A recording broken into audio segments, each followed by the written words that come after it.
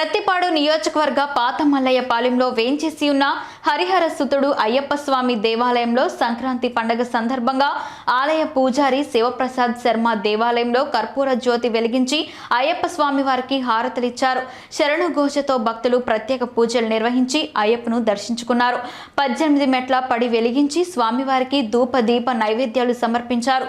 అనంతరం పూజారి భక్తులకు తీర్థ ప్రసాదాలు అందజేశారు.